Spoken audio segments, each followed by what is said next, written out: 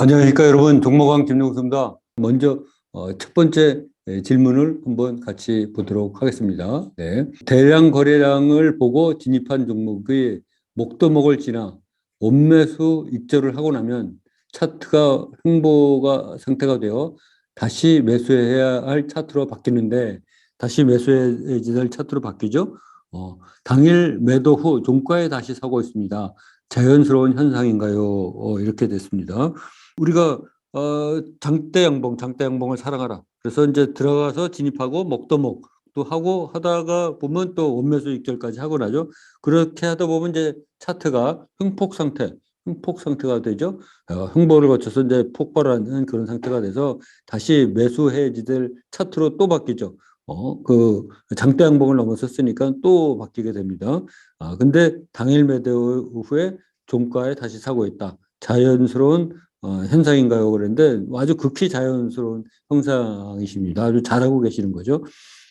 근데 이제 아주 잘하는 것인 건데 단지 이렇게 자꾸 흥폭해서 쫓아가고 이렇게 자꾸 쫓아가다 보면 어느덧 제가 2시 라이브 방송에도 가끔 말씀드리죠. 어느덧 폭탄 수준에 오르는 경우가 많습니다. 근데 계속 먹다 보면 종목에 대한 사랑에 빠져가지고 이게 아폭탄인데도 알면서 자꾸 손이 나가는 경우가 있어요. 자꾸 손이 이거 또 갈 것 같은데? 이런 생각에 빠지게 되죠. 그래서 자기도 모르게 아폭탄에 진입하는 경우가 발생을 하게 됩니다. 그건 뭐 여러분들뿐만 아니고 저도 마찬가지입니다. 그래서 제가 자꾸 종목에 대한 사랑을 버려라. 이렇게 말씀 드리는 게 그래서입니다. 근데 압폭탄을 지나도 계속 상승하는 경우도 많아요. 그렇지만 잘못 압폭탄에 진입해서 꺾이면 우리 토론방 고수들이 가끔 예시로 보여주듯이 잘못하면 금방 반의 반토막 나는 경우가 많거든요. 그리고 다시 돌아오려면 상당히 시간이 오래 가는 경우가 많습니다. 그래서 압폭탄을 돌파해서 상승하는 경우도 많지만 잘못 걸리면 크게 당하니까 그런 거를 피하자. 이런 의미에서 폭탄을 하는 거니까 이렇게 질문해 주신 거는 뭐 아주 자연스러운 현상 잘하고 계시다 이렇게 말씀드리고 단지 쫓아가다가 폭탄에 걸리지 않도록 조심을 하면 좋을 것 같다 이런 생각이 듭니다. 네, 그러면 다시 이제 5번 한번 질문으로 넘어가도록 하겠습니다. 네. 벌써 1년 수강이 다 되어 가고 있습니다. 항상 감사드립니다. 궁금한 점은 많지만 그중 최근 선생님께서 사용하신다는 320개 종목 검색식을 알려주셨는데 그동안 전비 등락 20개 종목 선정 이용 시와 어떤 장점 차이점이 있을까 궁금합니다. 선생님께서 검색식을 만드신 계기와 의도가 있으면 알려주시기 바랍니다. 이렇게 해주셨습니다. 네, 그래서 이제 그 하수이고 또 처음 배울 때는 사실 200개도 버겁죠. 200개 하기만 그거에서 고르는 것만 해도 3시간 이상 걸립니다. 처음에 할 때는 3시간 이상 걸려요. 그래서 어떤 분이 이걸 나보고 하라 그러냐, 이걸 어떻게 내가 하느냐, 처음에 그렇게까지 항의를 받은 적이 있습니다. 근데 이제 시간이 지나서 숙달이 되다 보니까 200개는 물론 320개도 금방 하게 되는 케이스가 발생한 것 같습니다. 여러분들도 이제 경험해 보셨겠지만 200개 정도 갖고 하는 거는 이제 한 80% 정도가 커버가 돼요. 그리고 그 200개 종목에 이상하게 불필요한 종목도 많아요. 불필요한 종목도 많이 껴 있습니다. 그래서 그 장 초반에 불필요한 종목이 많죠. 이름도 희한한 이상한 종목들이 많습니다. 우리가 단기 투자하기에 적절치 않은 종목들도 200개 종목에 많습니다. 그러니까는 그게 많이 끼면은 결국 우리가 필요로 하는 종목이 빠진다는 얘기죠. 거기에는 딱 200개만 있으니까. 그리고 이제 200개 종목의 또 한계 중에 하나가 장 초반에 고점을 찍고 고점을 찍고 하락하는 경우, 즉, 긴 꼬리, 긴 꼬리 달고 내려오는 그런 종목은 이 200개 종목의 등락률 상위로 하다 보니까 빠지는 경우가 왕왕 있다. 그래서 저점 긴 꼬리의 기회를 놓칠 수가 있다. 이렇게 생각이 됩니다. 그래서 장 초반에 그 장 초반에 예를 들어서 고점 20%를 찍고 하락해서 장 후반에 2% 내지 3% 이렇게 그 상승을 보이고 있을 때 이럴 때는 이제 200개 종목에서 빠지는 경우가 왕왕 있습니다. 그리고 이제 또 320개 종목은 이게 이제 과거 30일간의 평균 거래량을 기반으로 거기서 추출을 하다 보니까 전에 거래량이 아주 없다가 갑자기 또 급등하는 종목이 여기 있습니다. 보통 하루에 어떨 때는 한 개, 또 뭐 많을 때는 두 개, 아닐 때는 뭐 한 개도 없이 이렇게 이제 그거가 빠져서 나오는 경우가 있죠. 그래갖고 이 200개 종목하고 320개 종목을 서로 보완해서 사용하는 것이 좋다 이렇게 생각을 합니다. 저 같은 경우는 이제 320개로 다 해서 1차 걸러놓고 200개 종목 중에 특별히 눈에 안 띄는 종목 여기 급등한 거래량이 없다가 오늘 불같은 장대 양봉을 발생한 게 없나 이렇게 한번 쓱 살펴봅니다. 쓱 살펴보는데 살펴봐야 뭐 1, 2분밖에 안 걸리죠. 1, 2분밖에 안 걸려요. 그리고 대개 그런 종목들은 뭐 상승률이 10% 이상이니까 1, 2분 쓱 이렇게 훑어보면 보이죠. 그래서 이 320개하고 200개를 서로 잘 이렇게 보완해서 보는 것이 좋을 것 같다 이런 생각이 듭니다. 그 다음에 이제 그 보면은 부득이하게 저와 가족들까지 3명의 계좌를 제가 관리하고 있다. 이런 경우 많죠. 네, 그래서 10종목 내외에서 3명이 똑같이 매수 타이밍에 매수 또는 분할 매수를 하고 또 익절도 하고 이러다 보니까 익절이 잘 될 땐 좋은데 또 물릴 때는 세 배로 괴로운 것 같다. 당연하죠. 서로 비슷하니까 종목 결이 비슷하니까 3배로 괴로운 것 같다. 힘들더라도 각각 종목을 달리해서 10개 종목씩 30종목을 관리하는 것이 옳은지요. 우선은 수익률 면에서 궁금하고요. 좀 더 효율적이고 합리적인 방법을 꼭 여쭙고 싶습니다. 이렇게 여쭤보셨어요.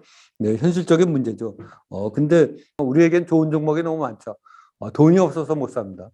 제가 8.15에 처음 나왔을 때 돈이 없어서 주식을 못 산다 그러니까 많은 사람들이 그게 실화냐 이렇게 질문을 했었는데 실제로 여러분들도 그거를 많이 지금 경험하실 거로 생각해요.